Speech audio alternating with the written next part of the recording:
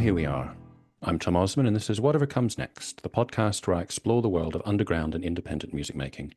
And on today's episode, I am talking with Dave Lombardo and Paula Lombardo, who together are not only Mr. and Mrs. Lombardo, but they are Venamoris, who have just recently put out their second album, To Cross or to Burn, on Ipecac, the first album having come out on 31G Records. And this was my second opportunity to talk to Dave Lombardo. I talked to him a couple of years ago when he put out his solo album, Right to Percussion. But it's the first time I got to talk to Paula Lombardo, and it was great to talk to Dave again. He's a lovely, lovely guy and full of amazing insights. Obviously, a lot of people are going to know him from his time in Slayer, but he's also worked extensively with Mike Patton in various different projects and so many other projects as well. He's got such fascinating history and insights, and it was cool to have the two of them together, in part as well because I'm a really big fan of the album. It's one of my favorite albums of the year so far. Totally nothing like Slayer. More kind of noirish, a little bit trip-hop inspired, I would say, tone to the music, which is very much a collaborative effort between Paula and Dave. And this is actually an interview that I originally did for New Noise magazine for the latest print edition. And there's also a more extended version of that interview online. I'll put links to the description for the online version. But this is the, let's say, extended version of that interview where there was the opportunity to get into a little bit more detail with the two of them, both in terms of the music they've been making together and the album, of course, but also their different musical backgrounds. And it was also really interesting to get into the story of Paula, because she has got quite a fascinating story to tell in terms of where she comes from musically, cutting her teeth in Nashville as a support singer, and then ultimately having her own career, which sort of ended in an unsatisfactory way for her, which we talk about, before she's had this recent reemergence working together with her husband. So very, very fascinating journey that both of them have had getting to this point. And totally lovely. You could not hope for more lovely people to talk to. So I'm really happy that the album is so good, and I recommend that you check it out if you have not done so already. I will play a track from the album at the end of this interview. I guess I'm probably going to pick In the Shadows, because I think that's probably my favorite track. And this is my podcast, so I guess that's, who else is going to tell me which track to play other than the voices inside my head? You can follow Venamoris on Instagram. I forget what other platforms they're on, but I will put all links into the description. And you can buy the album from Ipecac, which have distribution all around the world. So whether you get it online or you get it from your local record store, all options are available. And I think there are even some cool special vinyl editions of the album that you can get hold of too, if they are still available. If you would like to follow me, you can do so at Tom Osman Sounds on whatever social media I'm still on. And you can find out what I'm doing and follow what I'm doing musically at tomosmansounds.com. And without further ado then, it is time to say Paula Lombardo and Dave Lombardo of Venamoris, take it away.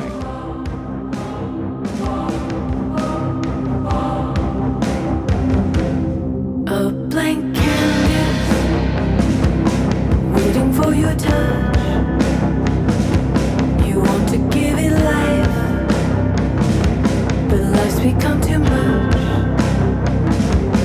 Sifting through the wreckage of all the days gone by. Paula, lovely to meet you for the first time. Meet you too. Together, you are Venamoris, Mm-hmm. aside from being Mr. and Mrs. Lombardo.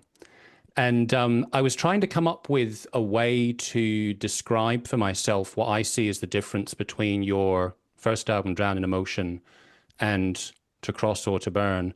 And I've come up in the end with what I think is a kind of like neat distinction between the two of them. You can tell me what you think about it. So I was thinking, particularly Paula, with your with your voice and with the songwriting. The first album, the way I would describe it to someone, it's like Dorothy from Blue Velvet before she meets Frank. And To Cross or to Burn is like Dorothy after Frank. I feel like in the first album I hear, and like, tell me how accurate this is. I feel like I hear more of kind of like your vulnerability as the performer, whereas in the latest album, I feel as the listener like I'm the vulnerable one, and it's more that you're this kind of like, it's partly seductive and it's partly kind of threatening, and I'm not sure how I'm going to take it. How does that sort of fit with your feelings about the albums? I think that's pretty accurate, actually.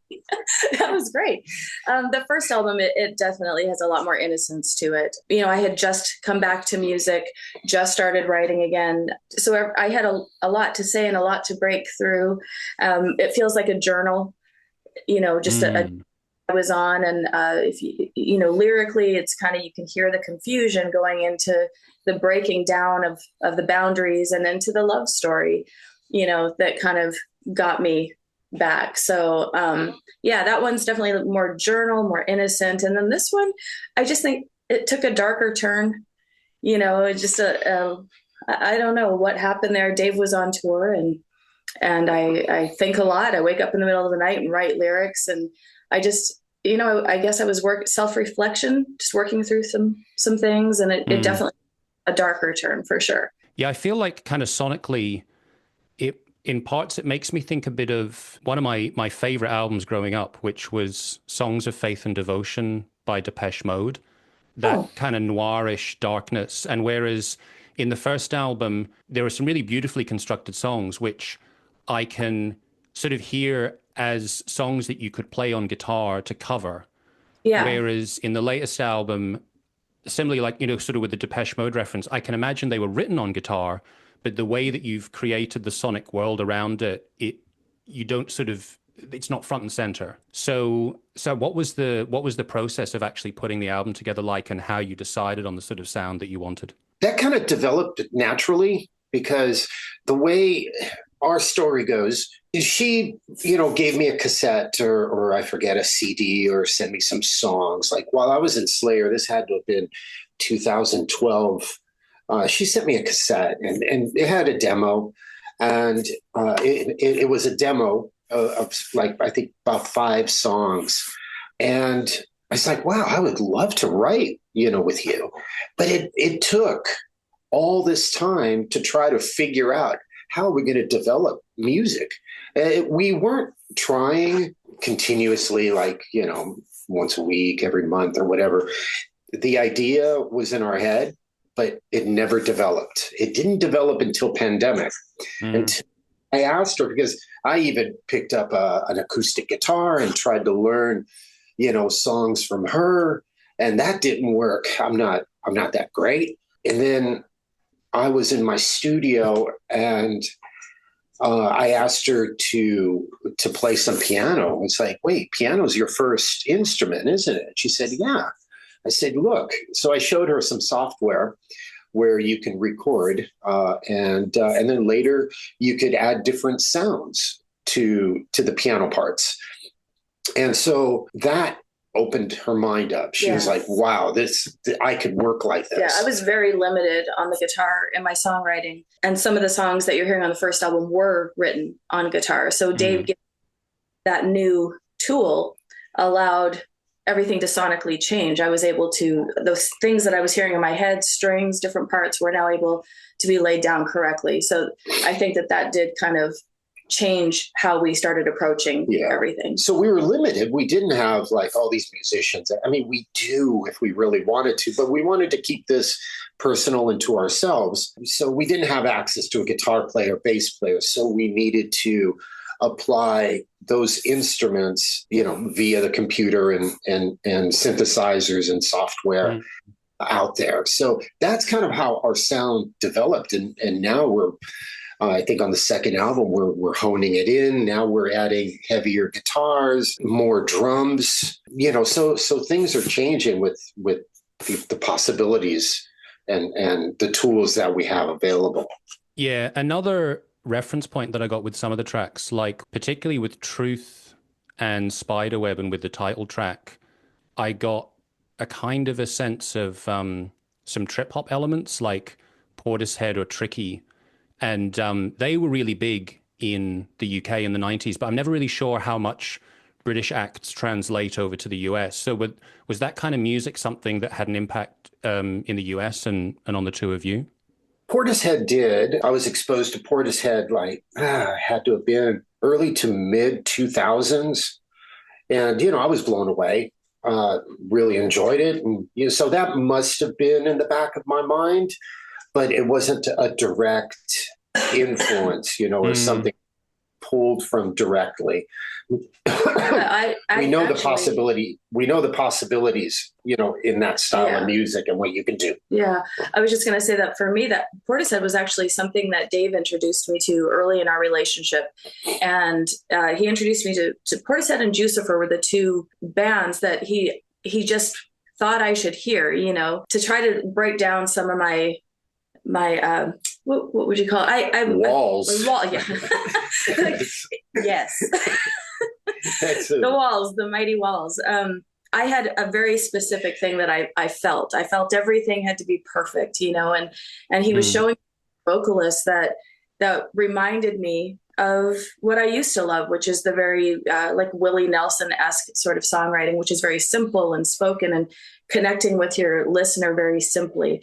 And Beth Gibbons, she's brilliant at that for me. And so when I first heard Portishead, it changed my brain quite a bit. So I would say that, that was very instrumental in many years later. It definitely affected me and how I'm approaching this now. You could have that vulnerability, that sound that, where your voice is almost breaking, and it's okay. Yeah. It's okay to have these little imperfections. Yeah. Don't have to be Nashville perfect, polished. This is all done in here, in this room. And it's so much fun. Yeah. And I'm so proud of her for making these steps in pursuing music again. Because it's so sad when I see an artist tell me, "Oh, I used to play music, but why aren't you still playing it? Why not? It doesn't matter whether you're playing in your garage with your friends or, a small club or a big venue. It doesn't matter." And so seeing her break out and pursuing this and, influencing her, it's just great. I just love it. So there you go. I have to say, as a listener, I love the sound that two of you've created together. And I think, Paula, you have an amazing voice. And I love the way that you present it in this music. And I do want to find out about a bit of your musical background. But the first thing I do want to ask you, Paula, is were you a fan of Slayer before you and Dave met? I'm going to get so much hate for this, but no. Not. And that's why I chose her. Yeah. No, obviously you'd have to be under a rock not to have heard of Slayer. So obviously I knew of Slayer, but no, I didn't. I never went down that path. I was actually quite sheltered. Musically speaking, I feel, my heaviest things that I listened to were probably Judas Priest and Black Sabbath and Nazareth. I'm from, so things like that. But no. And I was actually quite shocked. I was a little scared of him after I met him. He was like the sweetest person, and saw him on stage, and that was a little scary. I didn't really want anything to do with any musician specifically, but also just, it was just a little intimidating. And then we had dated, conversed online while he was on tour. And then I went to my first Slayer show. And you want to scare somebody just on coming from Nashville in the Wayne Newton world and watching those kind of drummers, which very talented, in the pocket, the whole thing. But watching Dave was a whole nother animal. And I just didn't know what to do with this, sorry for busting the evil facade or whatever, but he's like the sweetest, funniest, kind man. Yeah. And then I see him up there and I'm like, wait, what is going on here? Yeah, with the fire and with Kerry King with his head tattoos and all of that. Yeah, exactly. So, and honestly, everybody No, I was. think that's perfectly reasonable. You can be honest about it. So, and going back into your musical background, so I know a bit from having read in the press release and a bit from when I spoke with Dave the first time that you came from this quite in the spotlight, high pressure musical environment from quite a young age, and it sounds like you kind of got disillusioned by this at a certain point, which I guess feeds into the music that you're making now. So maybe you can tell a bit of the story of how you got into the music scene so young, and how that kind of unraveled for you. Well, I got into singing at the age of, I think it was 16, because I was very shy. I just, I had a problem like speaking in front of class and that kind of stuff in school. I was very, very shy.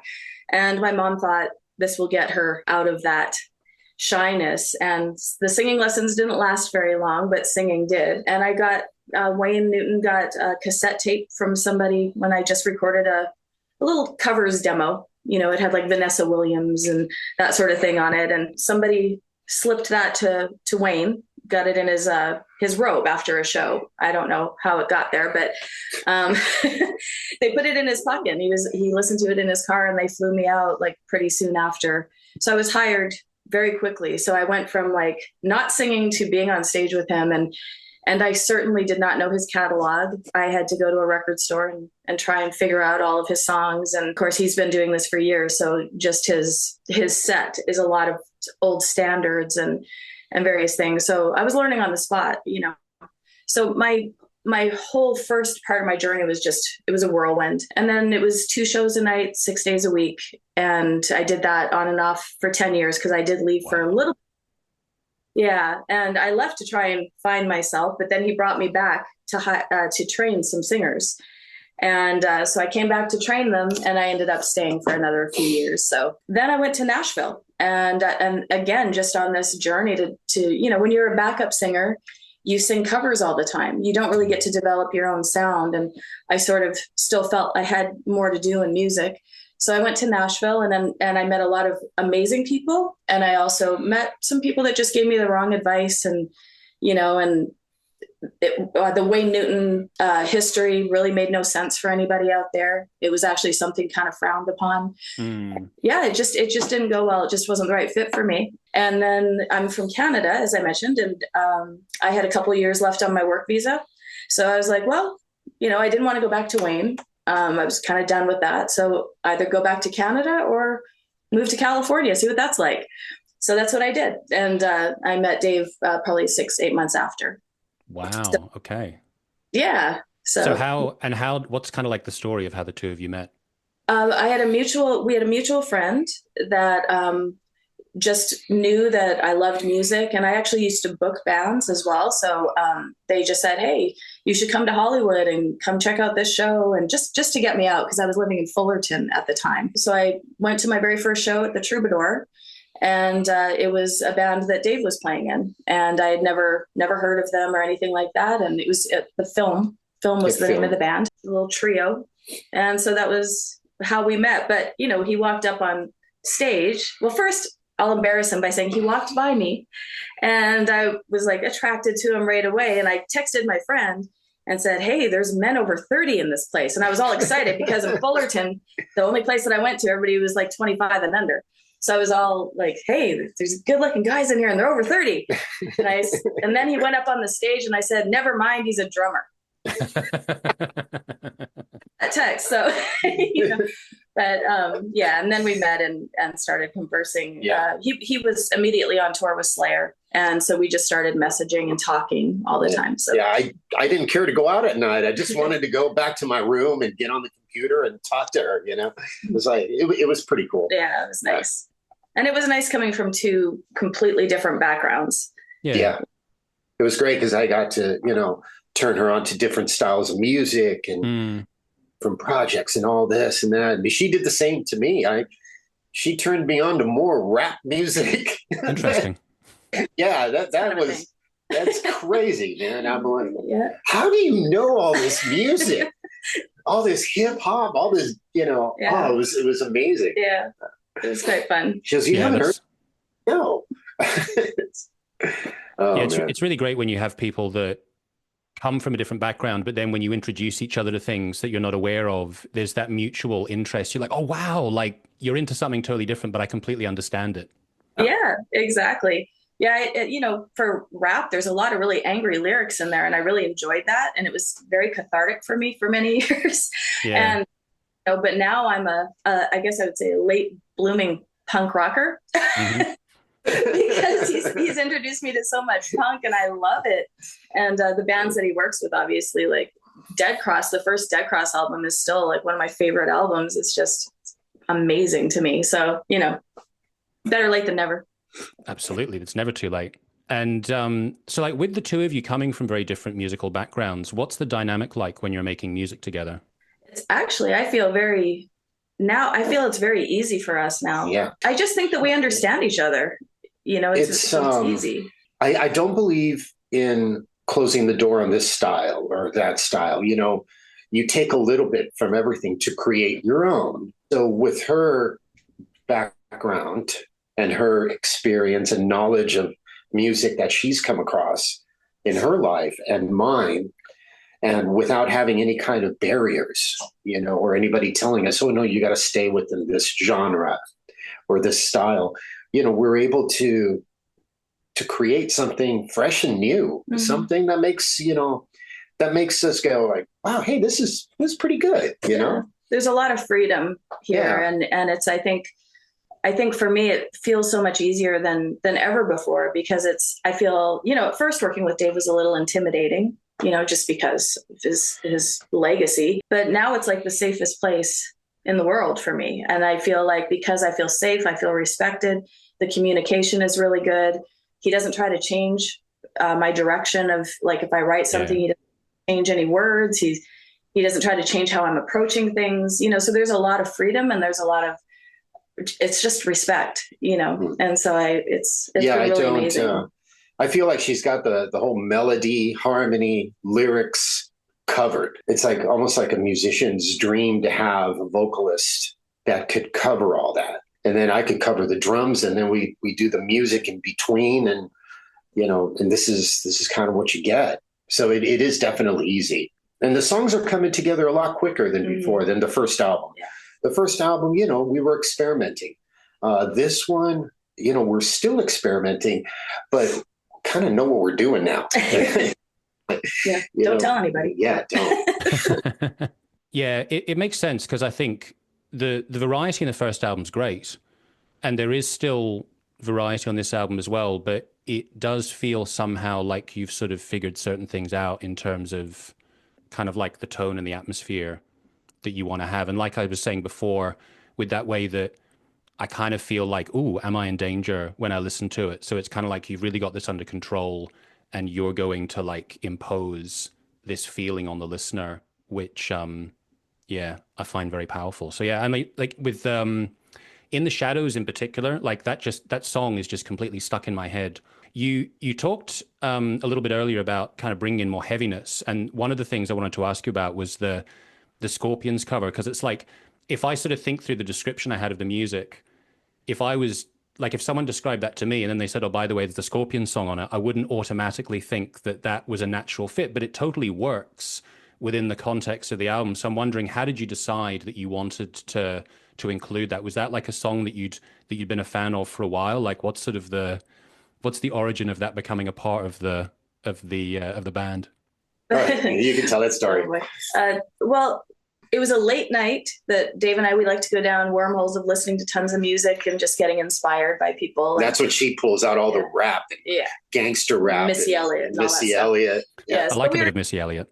Man, she's brilliant. Yeah. So we were going just down this wormhole of music, and then just out of nowhere, Dave said, I have a song idea that we have to cover. And I wasn't really wanting to do any covers because I'm so excited to be back to writing.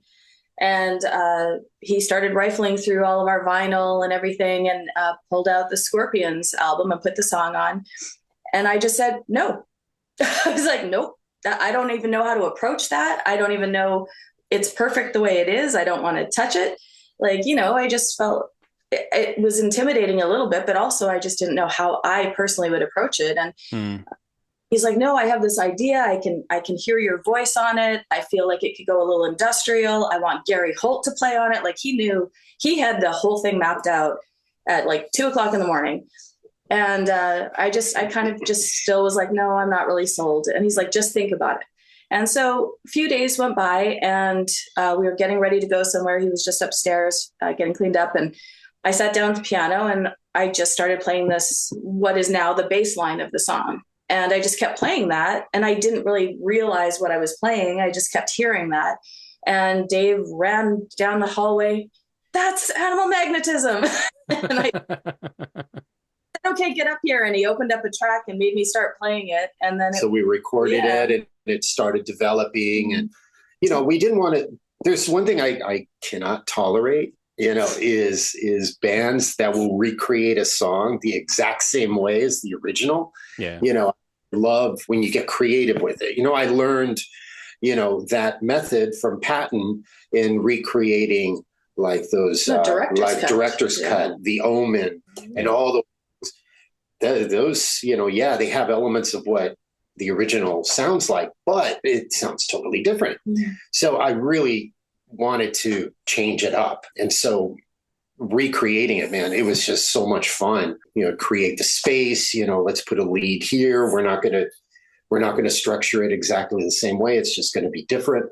But it was the vocals and the melody that just took it to that level. And it fits with everything else. It doesn't like a sore thumb. Yeah. And Gary loved it when Dave sent the idea to him, you know, sent like our first little draft of it, I guess. Yeah. Gary's like, oh, hell yeah, this is great. And his wife loved it. So we were like, okay. We got the wife and we got Gary. We got both. So we're like, okay. Yeah, I think like it's an indication of how you do have a really cohesive sound, that you can have a track like that comes from a rock background, and you can have other tracks that have got more of that kind of like torch singer background, but together it all sounds like this is your sound. Yeah, for sure. You know, our backgrounds are so opposite. Like Dave's first live rock concert was the Scorpions. And yours? I'm trying to remember. Mine was either Anne Murray or Corey Hart. A little bit different. If we're going to just leave that there. But the next one was David Lee Roth, Eat 'Em and Smile. So I did. That's pretty cool. Did he have like the full spandex outfit wiggling his bum around? Yeah, that was brilliant. I really loved that. Yeah, I would love to interview David Lee Roth one day. I don't know if it's ever going to happen, but that would be incredible. I mean, I think I'd basically be just kind of like weathering the storm, but it would be pretty impressive to like experience conversation with him. Yeah, I think it would be pretty cool. Yeah. I don't think you could shut him off. No. I'm sure you couldn't. So what my podcast is partly about is sort of like exploring the practicalities for independent music makers. And, you know, like sort of in the modern age of music making, some of the different things that are sort of more or less universally dealt with by people. And one of these things would be the way that digital technology has changed everything. So I'm wondering, like, from the point of view of you two, and you've both had quite extensive careers in the music world, how do you feel like the digitization, the streaming services, the online platforms have changed things? Do you think, like, how do you sort of weigh up the pros and cons of the way things have developed? Well, the pros are definitely, I think the streaming allows you such a wider reach. You know, it's very easy for people to access your music. And obviously the negative is you don't really get paid for anything, but the numbers are fun to watch. You know, just like, oh, that's, at least for me, it's fun. Yeah. But I think probably that's a better question for Dave, because you've been doing this professionally for so long. Yeah. Well, it's definitely, you know, made the recording process so much easier. Musicians could have studios in their home and create quality bodies of work without having to step into a recording studio, hire a bunch of musicians and, you know, over exceed a budget, you know, so that's great. And you have so much, you know, you can look up on YouTube how to use a particular processor or recording technique ideas, you know, so all that information's out there, and it's so great to have things like that. But with as much good, you know, there is bad. You know, people are creating AI music, and no musicians. You just dictate what kind of music genre, style of vocalist, and it generates music. Mm-hmm. And Yeah, that's scary. I don't like it very much. That's not, I don't know. It just, it has the potential of putting a lot of working musicians out of work. yeah. When it comes to writing scores and that sort of thing, that's a tricky so landscape. that really sucks. But I think on a grander scale, I think we're kind of in a cool place, with all the technology. I'm going to embrace it. I'm not going to be one of those guys, I don't use this or I don't use that. No, you can use a tape machine and record drums onto that and then dump it into digital and then edit from there. There's so many things you can do. Yeah. So I'm going to embrace it and enjoy it and learn as much as I can from it. I refuse to be left in the dark and, and not progress. So, there's good elements and bad elements, but thankfully there's still people out there that want physical copies. Absolutely. Yeah. I love that. If I was in my flat in Glasgow, you'd see a big, well, maybe not that big, but a relatively big wall of vinyl behind me. So you'll just have to imagine that it's there. But I interviewed Buzz Osborne a little while ago, and he had quite a good take in his usual dry way, where he basically just said, like, if you're afraid of the technology, then you need to make yourself better. You need to make yourself indispensable. Don't complain about what's coming in. Just like do something that can't be done. And I thought that was a good philosophy to have. I love that dude. Yeah. He's brilliant. He doesn't mess about. Oh, that's it. That's awesome. Talking about something else, which is a product of the digital age, what do you think about social media in terms of the potential that it has for marketing? Because this is one of these things I think about. I left Facebook and Instagram and all this stuff and went, right, I'm done with this. And then when I started sort of making things for myself, I went, right, okay, maybe there's a value in using these to promote what I'm doing, but it's really hard to quantify how much time it's worth spending and what you're really getting out of it. So how do the two of you feel about that? I think it's really good as far as marketing goes. Like I feel like it is a good tool to get your music out there, and the way that it's laid out with the stories and how you can add music and everything. I think all of that is really cool. It does, for Dave and I, neither one of us like to do it all that much. So we're not, constantly creating content and all this stuff. We just do what we have to do to keep it moving. But we also, I think, I don't know when we started doing this, but we really slowed down on personal posts. That's where it started, a little over the top. It's like, I don't feel like I need to tell everybody everything. And, I don't need to know what's in your fridge. I think there was a comedian that, if you open up your fridge, there better be a brick of cocaine in the back, because I don't really. So it's like, I kind of feel the same way. It's like, I don't feel like people need to know every single thing.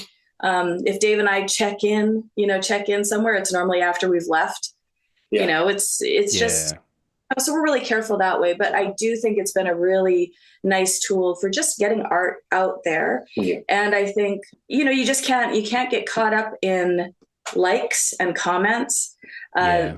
Big joke between the two of us is this is a real story that, Dave is posting about all this music. This is way before Venamoris, and I probably dead cross 2015, 2016. Yeah. And he was posting different music and things that he was a part of, and, it's getting a nice response. But then one day he accidentally posted like the letter H, and that was it. And it posted, and I was like, what's that? And I came to him, I'm like, what is this? And he's like, did I do that? I didn't mean to. That post got more comments, more likes. What's he trying to tell us? It's a secret message.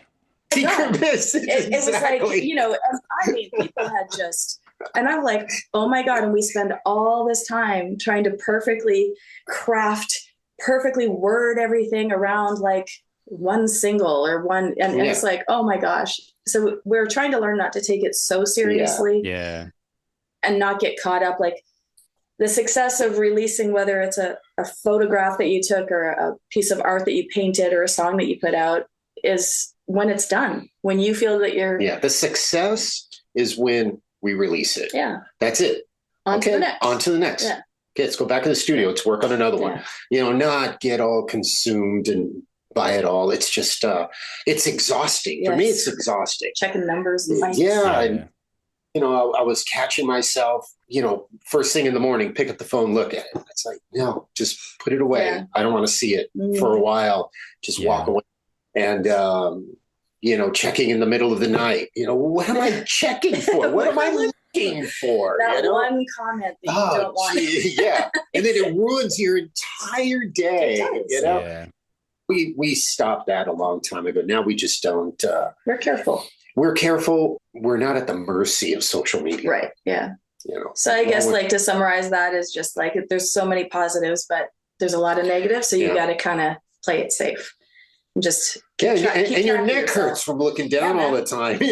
I know. Like I feel so like when I'm out like in on public transport or something, and I'll see like a teenage kid, and I'll see them like down the phone, and I'm thinking like, I'm terrified that I'm going to end up looking like a hunchback because I'm just staring down at some device the whole time. It's really worrying. That's so true. Yeah. They call that, was it tech neck or nerd neck or something like that? Right. Okay. Yeah. That fits. Her neck. That makes your eyes blurry. Yeah. Indeed. Yeah. I mean, I guess it's like the thing is sort of you got to use the technology and not let it be that the technology is using you, that you become a slave to it. Mm-hmm. Yeah.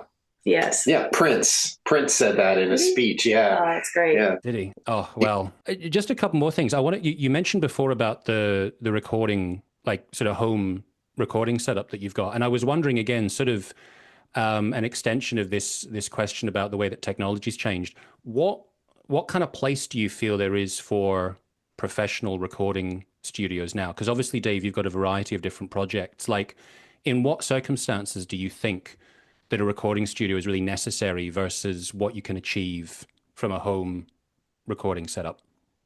Photo ops. No. There's a lot of advantages. For example, some studios have invested in some of the greatest gear, vintage, find, and they do add nuance and certain warmth and character to your recordings. So yeah, that would be a really good advantage. Also, they have these acoustically treated rooms for drums. Are really beneficial for recording. There's so much. There are these studios that have these vintage Neve boards, mixing consoles, and those are really nice to use. And you can tell. But if you have the ear and you know what you want, you could easily accomplish those things in a home studio as well. Our living room has drums set up, and I got mics all over the place, and basically emulating a recording studio. And then I have all the cables running up here, and so you make it work. But there are advantages, and I wouldn't mind recording at some of these amazing studios that I've recorded or have never recorded. I would love to go. Yeah, your biggest complaint, honestly, is like what he's doing right now is fine. Like at home is great for Venamoris. There's a really nice room sound that happens there. And so it's great for ambient music. Mm-hmm. But if they've had to right now record like another Bungle album where they're playing this intense thrash, he couldn't do that here. I mean, the pictures would fall off the wall if he started, Yeah, okay. And he has to approach it with. And so I don't think. Yeah, and there would be a crowd forming in front of the house, and I don't want that. We don't need that, no. But the neighbors will be knocking on the door and saying, hey, we really love your playing, but. Yeah, so I would say that's the benefit also of having a recording studio. Recording studio, for sure. That does make a lot of sense, yeah. Just kind of like partially wrapping things up, one thing I did want to ask you about, and I tried to find out about this online, and I kept getting directed towards Van Morrison, which was that I'd like to know if you've actually played as Venamoris, and do you have any plans to perform? We have not. We have not at all, and maybe in the living room a little bit, but that's about it. And we don't have any plans at this time for tour dates or anything like that. Never. I'll never say never, but there's no plans. But I have in my brain. Yeah. I've envisioned it. I've seen it. We've played. He has staged our stage with the glasses out of the cabinet downstairs. Yeah. So positioned the band and the orchestra. And, this orchestra here. Yeah. We're going to have this there, and so in my mind, it's already there. but no, it hasn't come to fruition yet. Yeah. Well, Dave did have a long-term vision for animal magnetism, so who knows what could be realized in the future. That's right. Exactly. And so, yeah, so like in general, so the album's going to be coming out on Ipecac. What formats is it coming out on? CD, vinyl, and digital. And digital. Oh, and there's a limited edition clear red vinyl, and then the standard all white vinyl. So there's just only 500 of those of the red ones. Very cool. Yeah, I think for the first album you had some sort of red or partially red vinyl, right? You had some sort of special edition. Yeah. We did that as well. And we also did a liquid vinyl for that one. Yeah. That's right. I remember that. That's pretty cool. Yeah, that was fascinating. Yeah, that was fun. Yeah, I liked it. Mm-hmm. And so having talked about social media, like in general, what's the best way for people to follow what's going on with this project? Probably I think Instagram. Yeah, Instagram is where we're most active, I'd say. So going from Dave's page and Venamoris would be the two. Mine's on private. Yeah. Yeah. I keep mine limited, but but yeah, Dave's page or Yeah, my page Venamoris. or the Venamoris page. Venamoris and music. Ipecac as well. Ipecac also. Yeah. Nice. And 1G, our first album's on 3-1G. I'm sure they're gonna hop on board and we're promote the first album as well, for a little bit. Yeah. Yes. We'll see what. Yeah, I've actually met in person Justin Pearson as well. I've done a few things, whether for like his own musical projects or for things he's representing. So yeah, shout out to 3-1G as well as Ipecac. Yeah, absolutely. Great guy. We love him. Their guitar, bass player, friend. Yeah. Yeah, and he's a very dynamic frontman as well. From having seen him playing in Glasgow, I was like, nice, this is pretty cool to actually experience in the flesh. Oh Yeah. yeah, he's brilliant. He's awesome. Such a great talent. Yep. Mhm. I agree. Well, Dave, it was lovely to see you again. Paul, it was great to meet you. Thank you both so much for your time. And Thank you. Yeah, I wish you all the success with the new album and whatever you're going to be doing next. Thank you so much. More I really music. appreciate it. Yeah. Yeah, there's more I music. don't doubt it. Cool. Take care. See ya. Ciao.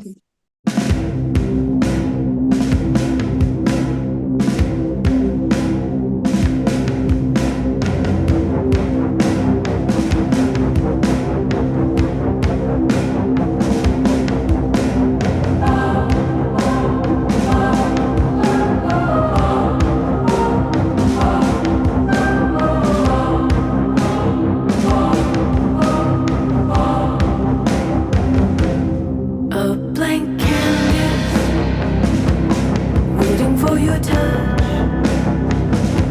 You want to give it life, but life's become too much. Sifting through the wreckage of all the days gone by, finding broken pieces, bring them back inside. In the shadow of burning light, your ivory shell, far from sight, internal storm, deep inside. In the absence